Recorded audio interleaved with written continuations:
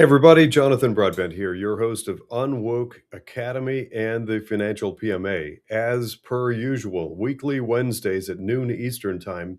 The objective is for me to hop on either with a pre-recorded message and maybe host some comments, or like today, just hop on live in real time. And this is going to be a little bit off the cuff, or actually a lot off the cuff, but I have a lot I want to cover today. But every Wednesday at noon Eastern Time, bring everybody up to speed on what I'm seeing, thoughts, what's out there in the marketplace, bring everybody up to speed on UnWoke Academy, the research that we're doing, and things happening inside the financial PMA. I encourage people to think of the financial PMA and UnWoke Academy as the place where follow the money meets freedom economy. So if you are out there worried about, concerned about, and agitating for, and fist pumping and excited about the prospect of onshoring production, bringing facility and capabilities back to the United States and fighting for America first, this is a conversation for you. That whole notion of freedom economy, getting back to free market economy, this is where the rubber meets the road because ultimately, let's face it, we're going to need to fund it. It isn't going to happen magically and it's not going to happen overnight. So we need to put some money toward it, and that's what capital markets are all about. It's what they're designed for. So we get back to the premise, the use, the intention of capital markets, then we can easily have a rebirth of American ingenuity, American business and manufacturing, supply chain that's controlled by us and not our foreign adversaries. And specifically, we're talking about China. It's come up a few times in a few different podcasts, especially recently, the concern about things like pharmaceutical production, some of the healthcare and medical equipment that we need in order to maintain our society being produced and manufactured in China. All it takes is one little wrinkle in that relationship for China to maybe pull the plug or maybe can't ship it to us on time or something like that. So that all goes to free market economy. I am going to interject an apology to our Rumble audience. It appears that in setting up today's live stream, the Rumble setup did not function properly. This has happened to us before. I will post this after the fact, but we are not apparently currently live on Rumble. But all the other channels, all the other platforms, we are currently live. That's your cue. If you have questions, post them on the comment on which you're watching this live stream, and I will do my best to incorporate comments, questions, thoughts, and concerns. Anything that you don't want to include, or if you're watching this later and have a question, feel free to email me at jonathan@unwokeinvesting.com, JONATHAN at unwokeinvesting.com. Remember that Jonathan doesn't have that first H, JONATHAN at unwokeinvesting.com. I'll do my best to take into consideration any questions that are presented to us. And of course, feel free to send information about any suggested investments that your financial advisor or plan advisor or financial planner or insurance agent or anybody else is suggesting for you. Don't send any personal information. We don't want and won't accept information that reveals your account number or anything like it. Just send the sorts of things that you're comfortable sending open on air on a podcast. We will keep your information confidential when we respond, if we respond. However, I don't want to receive anything that contains your address, your account number, or anything like it. Please block that out so that we can't read it. That's for your protection. So closing out of Rumble, because unfortunately that one didn't work. A few housekeeping notes, and then I want to dive into a little bit of a rant. And you're going to have to bear with me on this one. This has been a long time coming. There's a lot of information that I want to get out, but I've been making a point over the past many years of making this experience, what we're going through, what's happening right now, as public as possible. I've been sharing in great detail, which included actually several interviews with other people who've been going through similar sorts of things. And that'll all make sense in a moment. The first couple of things to mention is we've been doing this weekly Wednesday live stream at noon Eastern time for many months now. I tried a little experiment for about 2 months where it was actually designed and released specifically only for PMA members. PMA stands for Private Membership Association, and supporting subscribers. And I am still working on some content that will be specific to them, or more content, I should say. And I recognize and greatly value everybody who is in the Financial PMA and Private Membership Association, the supporting subscribers. However, what I found after about 2 months of trying that is that time slot, given the number of people involved, tended to be a difficult time for those people to join live. So I wanted to open it back up again, and I'm hoping to get some engagement from the listening audience on whatever platform you're on. Feel free to pose those questions because, frankly, we should be having as much open conversation about what's happening on woke Wall Street and globalist banks as possible.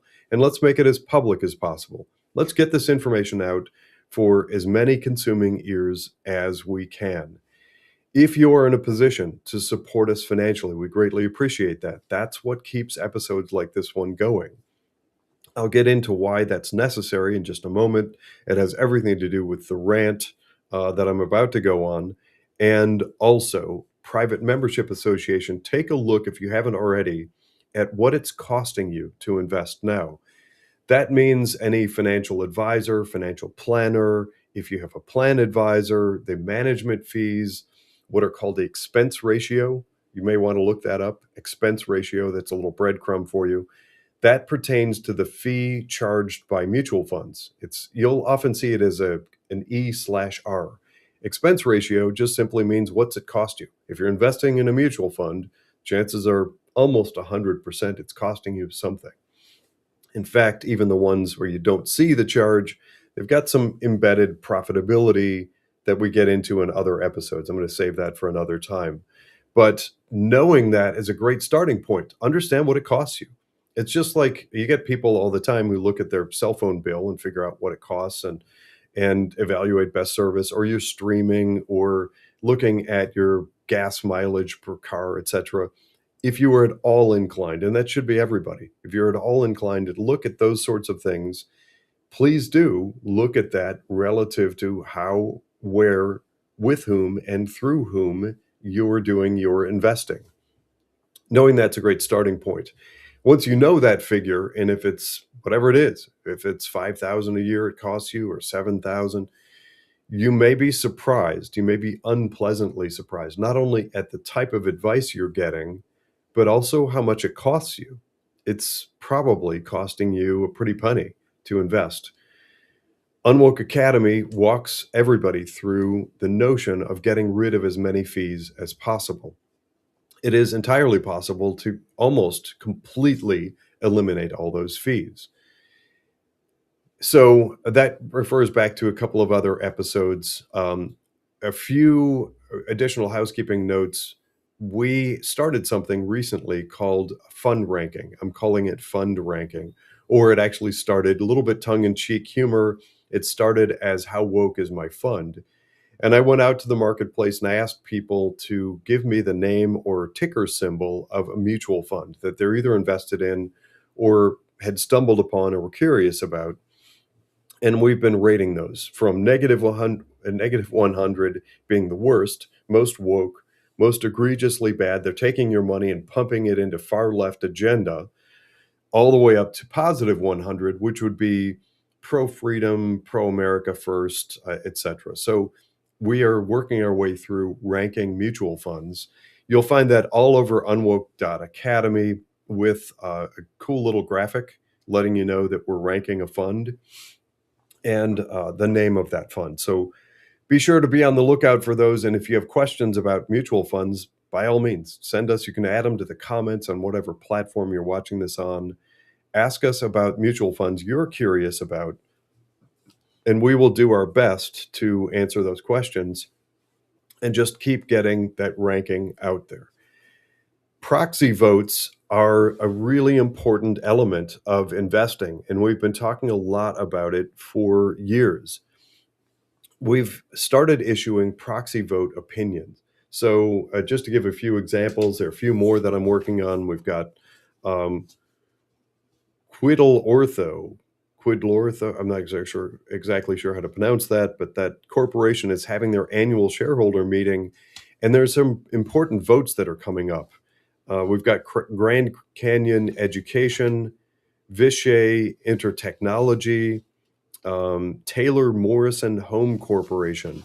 You might be surprised to learn that these and companies like them are held inside of some of the mutual funds that you might own, and that gives you the voting right to vote on how that company behaves and conducts itself. Those are called proxy votes, and they're not talked about nearly often enough in my book.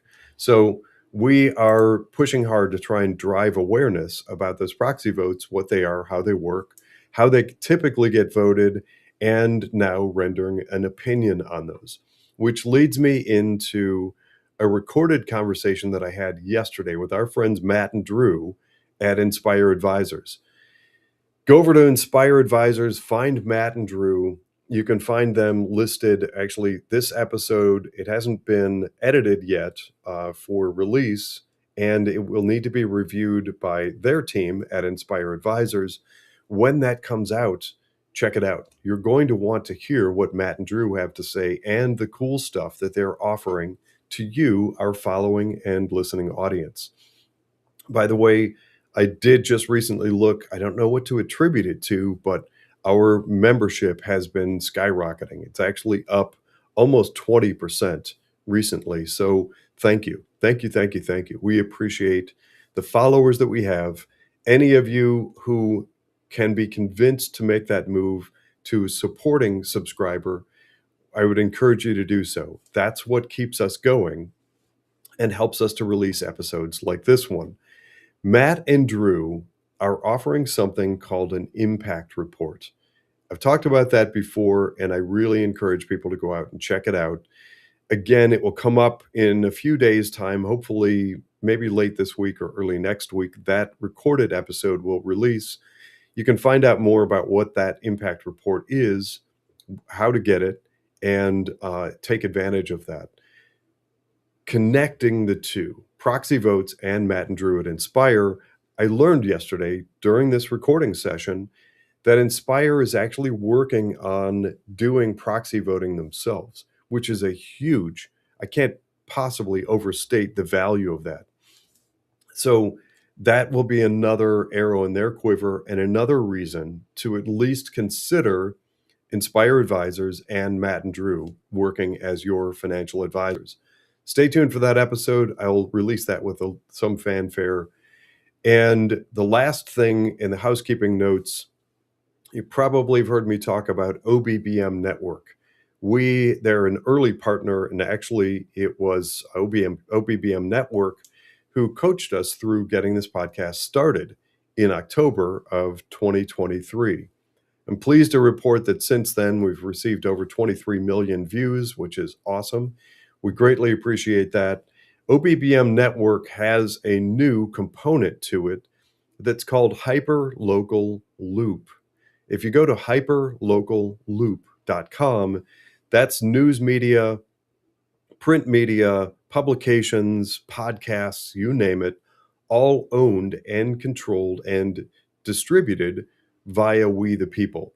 No mega corporate conglomerate owning and controlling the thing. And I'm going to interject a side note on this. I do very much like Rumble. I'm a Dan Bongino fan. I like Dan Bongino. I like Rumble. But it's come up a few times in conversation recently that Rumble has gone public, and that puts them in harm's way. They could potentially fall victim to corporate ownership and their terms and their applications and uses being dictated by companies like BlackRock, State Street, and Vanguard. So it makes all the sense in the world for us to be thinking in terms of owning and controlling our own media. We've seen bad things happening with platforms like YouTube. YouTube does awful, a terrible amount of censorship, and it's censorship that is really specifically targeting only certain people, patriotic conservative Americans. Other than that, it seems like anything goes. If you're on the left, you can basically broadcast the most egregious, horrible things, and YouTube will platform you. Rumble, I have concerns going forward in the future. So just know we continue to monitor that. That concludes the housekeeping notes. Now I want to go into a little bit of a rant. And I've been doing this, as I said at the beginning of this episode, I've been doing this pretty consistently for, it's hard to believe, but it's been about 6 years. For the past 6 years, a company that I own, my primary company, has been under attack from what I refer to as weaponized regulators. Another word for that, another term for that is bureaucratic persecution. In order to put that into context, I want to sort of highlight a documentary that I watched once. It had to do with a group in Texas called True the Vote, who wanted to start analyzing the authenticity of voting machines. This is years ago. It flashes back to a couple of people in Texas who had this idea. They started to see some anomalies, I think, in the voting realm, and went to launch True the Vote. So they bought some property, they hired some staff, they filed some sort of corporate structure, etc. It's worth going and finding and watching that documentary, because what ensued was awful. Wave after wave of governmental agencies and organizations and quasi government hit them, wave after wave after wave, with all sorts of hurdles, hoops, red tape, roadblocks, and barricades to launching. And I mean, it was pretty wild. I remember watching it at the time and thinking, that's just terrible. That doesn't seem like America at all. If you want to hang out a shingle and do something, a business or a nonprofit, or you want to evaluate the effectiveness of government or something, absolutely, you should be able to do it. I saw in that documentary that suddenly the fire, I have to paraphrase, it's been some years since I saw it, but it was something like the fire marshal came in and said that the construction was all wrong, and it was a fire safety hazard, and so they had to change things and stuff. And then the county came in and said that they weren't zoned properly for a certain type of business structure, and then the IRS came in and said that their filing was denied because of such and such, and they had to refile. And then lawyers came in and said that they, whatever. It was just wave after wave after wave of barricades and huge expense blocking them from launching and being in business. Eventually, you may recognize that group. Again, they call themselves True the Vote. They showed up again. They were able eventually to fight their way through that and launch as an enterprise in Texas, wherever they are. Sorry, Texas fans and people who live in Texas. I don't know Texas well enough to remember if it's Dallas, Fort Worth area or Houston or wherever they're located, somewhere in Texas. And I remember thinking at the time, hey, that's Texas. That's really supposed to be Americana. I mean, that's like supposed to be conservative, red. If you want to do it, you're free to do it kind of environment. And that was awful.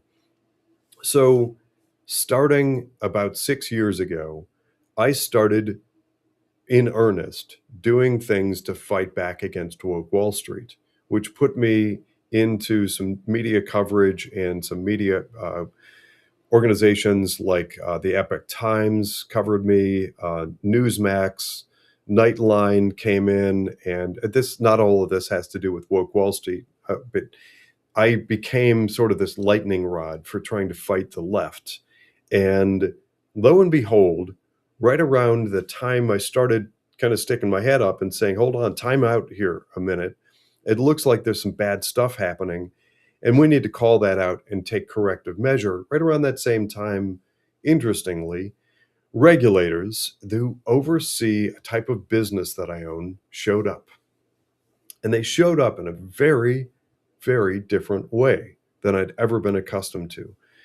It's important for me to pause to note that I've been dealing with regulators for decades. In fact, I used to work coincide side by side in training people for regulatory agencies, managing compliance. I've actually done work on behalf of other financial institutions, helping them navigate financial compliance. So this regulatory compliance, or I have to air quote that compliance, it's not new to me. I understand the environment and that world very, very well. But they showed up with huge, massive lists of questions that probed back going 10 years prior. I was climbing around in old dusty bins and pulling out files from 10 years ago. And I remember asking at the time, like, what why is this so different than any other regulatory examination I've been through? And these regulators ended up hitting me with wave after wave after wave. It's been going on for 6 years. There is no examination that lasts for 6 years. I got to the point where literally I would speak with people who lie to my face. They will lie in an email and sit right across from me, just blatantly lying. They're doing it clearly for a reason. They're doing it to harass and intimidate and try to silence my voice. The reason for that should be obvious, and you may know and understand already. Coming from Wall Street and having been in a position where I influence decisions surrounding billions of dollars, there are people that clearly I know that know me, that like and trust me. That is what allowed me to launch my business in the first place. And it can't be allowed that somebody like me calls out the bad actors and maybe influences or could topple the house of cards.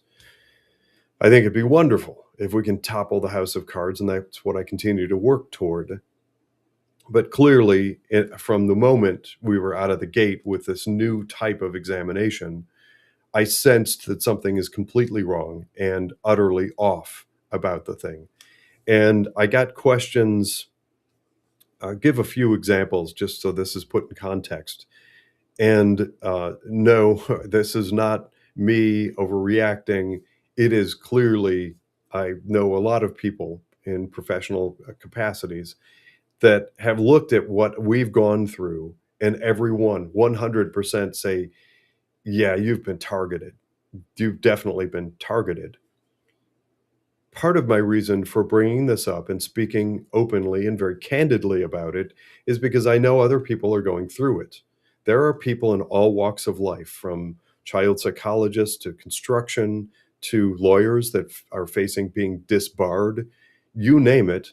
If you challenge the narrative, the chances are pretty good that somebody's going to show up and try to harass, intimidate, or silence you in some way, shape, or form. I hope that other people hear my message and find hope in it and continue forward. So there are a series of episodes that I've released that are really just standalone, me bringing up and bringing people up to speed on what we've been going through. There are also a few interviews that I've done with people like child psychologists. There's a construction company lawyer who did end up becoming disbarred because he fought the narrative. And these people, we should be a beacon of hope for people. Don't allow yourself to, don't buckle, don't kowtow, don't give in. Keep your voice. And what's the old adage? I'd rather die on my feet than live on my knees. I'm not going to take a knee to anybody. I decided that years ago, and I continue to fight back for that very reason. So along the way, as promised, I'm going to give a couple of examples. And again, just bear with me. This isn't my usual weekly Wednesday episode where we talk about an area of the market or niche or whatever. But something has just changed recently, actually surprisingly for the good. So it gives me an opportunity to just hop on and use this platform to air it all out. But years ago, as one of the steps, um, it was I was accused of conducting something called unapproved outside business activities, or OBAs for short. And I was mystified by this and floored. So I brought in a lawyer, and the lawyer, all told, the thing ended up costing me a little over $20,000. It turns out I had to fly to downtown Chicago, and I flew my lawyer there, and we spent the day. And I was deposed in a room with lawyers. I had my lawyer and two lawyers facing me, and a court reporter, and all this thing. And there's all this hype and hoopla and everything. You know what it boiled down to is my last name. It turns out, unbeknownst to me, there's a Broadbent insurance, and somebody had to just simply make the accusation that I was connected to that. Well, I didn't even know it existed. So that's just one of thousands or millions of ways, creative ways, that bad people within these regulatory agencies can just chew up your time, money, energy, and resources. There are a number of other ones. I've said that there are these examiners, these regulatory agents, who quite literally will create a giant sheet asking for massive amounts of information. It's kind of like a request for information, or actually very much like one. Some of them might take me 40 or 50 hours to compile and put together all the answers and then submit them. Meanwhile, sometimes they just change the interface so that I'm blocked and can't get to the place where I'm supposed to upload them. And then I have to find a new avenue and upload and get. So anyway, I've gotten the documents to these folks a bunch of times, and I've literally had the occasion. I don't have a blank manila folder in front of me, but I've sat across from one of these people and had them open up, read through, and talk about one of the answers that I've given and the file connected to it, and then close that and look at me in the face and accuse me of not having responded. That's a violation. That by not responding to that request, I'm in violation of rule such and such and yada yada. I'm like, you just opened the file. That is my answer. And then I go through the dog and pony kabuki show dance of answering again. I've sent some of these answers 5, 6, 7 times, and they know they have the answers. But then all it takes is for these people in those positions of un un what's the term that I want? They have unregulated authority. I mean, there's nobody over them. I can't go to anybody over them and complain. There is nobody to go to. They have carte blanche, untested, uncontested control over everyone they put their thumb on, which goes back to woke Wall Street. The firms that are under their thumb all must fall in line with their stated objective and agenda. Well, I decided a long time ago that I don't want to, and so I started fighting back. With each step of these, and another example, um, connected to one of the long, long lists of questions. I got some questions relating to me going back to all the clients that I serve through this company that I own and figuring out if any of them have any cryptocurrency. And if they do, find out where they store it and how they keep it, and a little bit about, or actually everything about, how and when they trade it. Well, I don't do that, and I don't want to do that, and I don't have any interest in tracking that information. And so I asked the question. We went back and forth several times over a few months. And I said, no, I'm not going to go and ask people about. That's private. That's like asking somebody how much money is in your pocket? How much cash do you have on you? I'm not going to ask that question ever. No. The answer is no. Not maybe, not, hey, you can convince me if you are assertive enough. Nope. The answer is absolutely flat out. I'm unwilling to ask that question of anybody. So we went back and forth and eventually asked the question, on what grounds do you feel that it is reasonable for you to try to tell me that I need to data mine the people that I interact with on a business level, a business basis? And the answer came back, referenced a section of the revised code. And the interesting thing is that I can read and that I can comprehend. So I did the unthinkable. I actually opened up a browser and looked up that revised code, and it says clearly in the first paragraph that under certain circumstances, these types of regulators might ask extra questions of people like me. And the primary circumstances in the event of an investigation. And I said, well, that seems interesting. That may be a change. Maybe the reason all this stuff is happening is because I'm being investigated. And if that's the case, I should know, because maybe I want to defend myself and get more lawyers. By the way, as a side note, during one of those heated exchanges with the regulator who was denying things that had clearly already happened, I remember this guy shouting at me, like, why are you even bothering to be here? Just hire lawyers. That's what they're used to, and that's what they like, because that exhausts me quickly. So my answer at the time was, if I hire more lawyers and do more legal work, I have to increase my fees in order to justify that and to pay their bills. Why wouldn't I just come here and speak to you directly? And they didn't like that answer. But um, I got off on a tangent there. So um, in bear with me a second here. I know I'm throwing a lot out at once, and as promised, this is an off-the-cuff rant.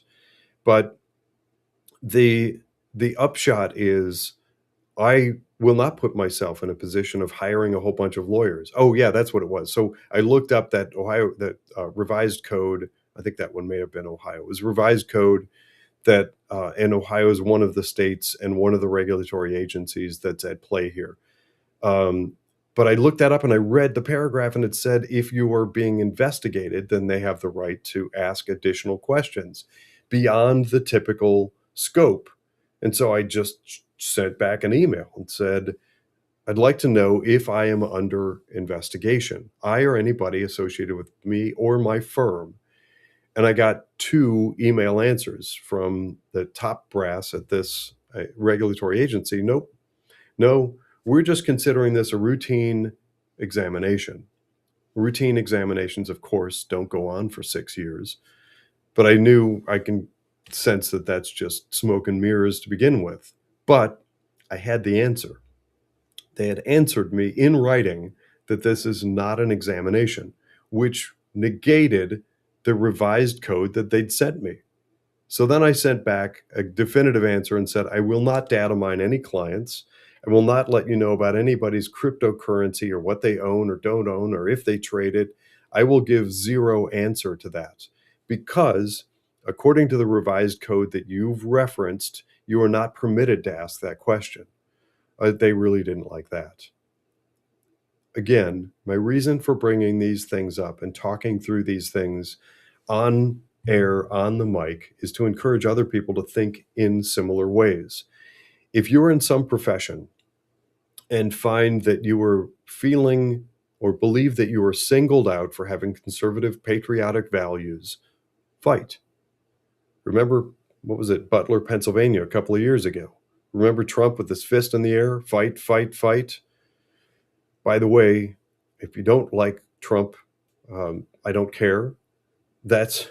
I'm tired. I got tired years ago of being accused of all sorts of things. There's too many people that are triggered by whoever's in office in Washington, D.C. The important thing to know is that if you want a return of American traditional values and believe America is not a place to tear down to and burn to the ground, and then some sort of proposed rebirth into Marxist social communism or whatever, my point is, fight for it. That's why I brought it up. So even this morning, I had somebody texting me, your president is referencing Trump. He's not my president. He's our president. And personally, I agree with about 85% of what he does, and 15% of it irks me. But that's far and away better than some of the previous presidents who was about 100% negative. Anyway, that was a side note. Here's the final example that I'm going to give. Every year, this company that I own is required to go through some certain steps to file for the following year and make a payment. So I have to pay these people. I'm one of many, many firms out there that pay these regulators. They're vastly overpaid. They have far too much money. They have way too much power. But I have to make this payment, and it falls in December each year. So for the following calendar year, I have to make a December payment.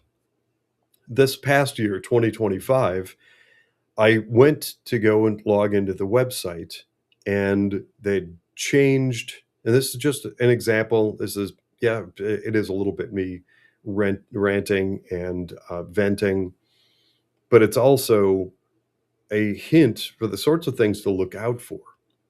So here's this website, and I have to be able to log in order to initiate the transfer of money that's then going to cover the next year, 2026. In order for me to stay in business and stay compliant, which doesn't actually mean anything. So in December, I go to log in, and that all of the protocols for being able to log in had changed. And they change all this goofy, weird terminology. You have to be a super user, and your super user has to be authenticated, and your authenticated super user has to have multi-factor authentication. And I'm used to most of that. But then this past year, multi-factor authentication is just simply that thing when you go to log into a website. For security reasons, they send you a text message and you have to enter the code. That's typical. And I do that all the time. This one actually, I found out in December, requires new hardware and new software I'd never heard of before that I had to subscribe to and then download. And it wouldn't work on certain software. So I'm blocked from getting into the website. I go through a few steps and hoops and hurdles, and I make some phone calls. And I kept asking, is there some other way? I'll mail a check. Somebody can have a credit card number for the corporation. I just want to make the payment so that we are compliant. The answer came back that no, the only way that you are permitted to make a payment is through that portal on the website that you can't get access to. So I fought and back and forth, and I changed some hardware that I have, and then I found the software, and I downloaded and then initiated the software, which is own ridiculous process. And eventually I was able to log in. However, the website that I have to use in order to make the payment closed on December 8th. It just shut down. Have you ever heard of a website closing? This is a national website that much of the world of finance, apparently, in various ways, shapes, and forms, has to go through. And that component of it, being able to accept the payments from companies like mine, just shut down. It closed on October 8th. And so in a series of phone calls, I found out that apparently the website gets, I don't even know how to phrase this. I'm at a loss for terminology, but the website closes down from December 8th to something like January 6th. And like, does somebody plan on just not paying their electric bill? Is somebody saving $10 a month on URL registration or something? What in the world? How do you have a website that closes for a month right when everybody needs to make their payments? So I was told I can't make my payment until January. Okay, well, it is what it is at this point. You won't accept check. You won't accept credit card. You can't drive there and hand somebody a payment, nothing. The website's closed, and the website's the only thing you can use. It's mystifying to me. So I wait January 6th, it opens, I make the payment, and at last check, we are in late May. At last check, that payment is still waiting because as soon as I made the payment, I pop up on the radar as a late payment, which puts me out of compliance. And the regulatory agency said, whoa, wait a minute, that's a failure to renew. It's called a failure to renew because their website closed and because they changed all the login protocols. So people like me, without the right combination of hardware and software, I can't even get access to the stinking website. It's madness. It's just complete and utter madness. So from that moment forward until a few days ago, I lost track. I think it's 4 volleys of these huge requests for information, these massive documents. And once again, I'm digging through old archives to find copies of documents from years and years and years ago. It's just this exhaustive, tail chasing the dog kind of environment where it's busy work. They give me wave after wave of 40, 50, 60, 90 hours of busy work. And then I have to upload to these sites, etc. And at each step, I'm hoping, like, okay, well, maybe this 5th or 6th or 7th or 14th time I give you this document that you already have on file, that will then trigger this thing where you can acknowledge the payment that I made via the portal in early January. And each step, it was denial. It was, you're not answering the questions, etc. And I just fought my way through. And I just tried to stay patient. I got to the point where that was done and they couldn't keep asking questions. I forced them to run out of questions to ask. So then I got the comment that they would open and reopen that business, but according to their records, there are no employees of the business. I know right away what that means. It means that all of the employee registrations are all nixed as well.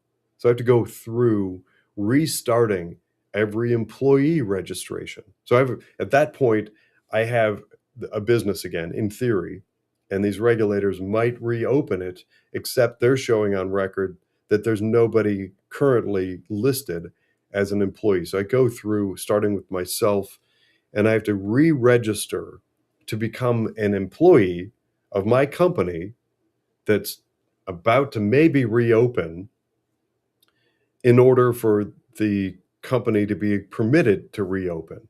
So I did that, and that's more paperwork and more files and more websites and more stuff.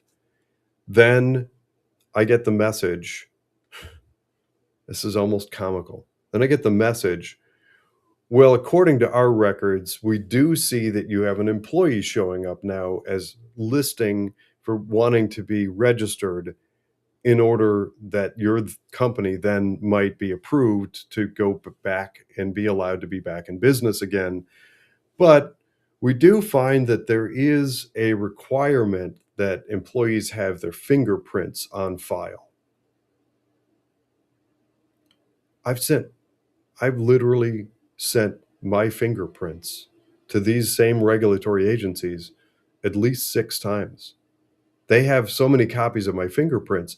I think they have a separate file cabinet for copies and images of my fingerprints. I probably have my own terabyte of information with my fingerprints and everything about me and things like it. I asked the question. I maybe I shouldn't have, but in my exchanges with this regulatory agency, I pointed out that I've done a web search asking whether or not fingerprints change over time as we age. The answer is clearly no. Our fingerprints stay the same. So what that was just simply yet another regulatory hurdle for me to cross. So that resulted in January, February, March, April, and most of May not being permitted to conduct business according to this regulatory agency. And going back to my beginning statements, the reason for this is crystal clear in my book. The reason for this is that many years ago, I started things like UnWoke.Academy, and I started calling out BlackRock and Vanguard and State Street and artificially manipulating and steering money into companies that check all the boxes of woke left agenda. Things like critical race theory, now posing as diversity, equity, and inclusion, and the falsehood of sustainability funds. There is no such thing. And the environmental, social, and governance. Those rating systems are fake. They're fiction. Those are virtue signaling meant to artificially influence people to sort of tickle that part in your brain that wants to feel good about the way you're investing. What resulted is a globalist bubble. What resulted is massive over consolidation of markets, because once you start thinking in that way or allowing your financial advisor or planner to manipulate or agree to be manipulated in that way, there are very few companies that can check all those boxes. That's how we got to the current amount of money sitting in companies like Apple, Nvidia, Amazon, Microsoft, and a handful of others that are preposterously overfunded. So by starting to get out there, call out those types of companies, and that is absolutely malfeasance in my book. I've shown it. I actually created a video showing the overconsolidation. What I used as example in that one was focusing on the top 100 mutual funds inside of 401k plans, which makes them huge. These are huge mutual funds. And where in the past they used to go out and you could rely on them to scour the earth for good quality investments, what many of them have done in my book, I argue, is buy, drink the woke Kool-Aid and buy the narrative that sustainable means enough. That's where you put your money, is in those sustainable companies. So virtually all of them ended up top heavy, loaded up primarily in that small number of companies. That's destructive and harmful. And if regulators were doing their job instead of doing the opposite of their job, they would be encouraging, questioning, challenging people like me, challenging companies and resources like UnWoke.Academy. Somebody's got to play whistleblower somewhere. And just like the case of Tina Peters, and that's a cue, by the way, she was a guest of ours on UnWoke.Academy. That was a special July 4th, 2024 episode of UnWoke.Academy. Tina Peters is a whistleblower. She's a Gold Star mom out in Colorado who has been imprisoned. And that's, it's been painful to work through 6 years of weaponized regulators. But thank God it's not as bad as what Tina Peters has gone through. She was put in prison for being a whistleblower. I hope that people hear this message, and the ones before it and the ones that I've interviewed people have gone through weaponized regulators, bureaucratic persecution, and feel encouraged, because we need to rally behind these types of messages, encourage other people to take on that fight and fight back. Don't cower, don't give in, because things only get worse when you do. Thanks for hearing me out on that rant. This has been an unusual weekly Wednesday. Next week, I'm sure I'll come back with some specific topic. I'll focus on an area of the market or what have you. But thanks for hearing me out on this rant. Hope you have a great day. Take care, everyone.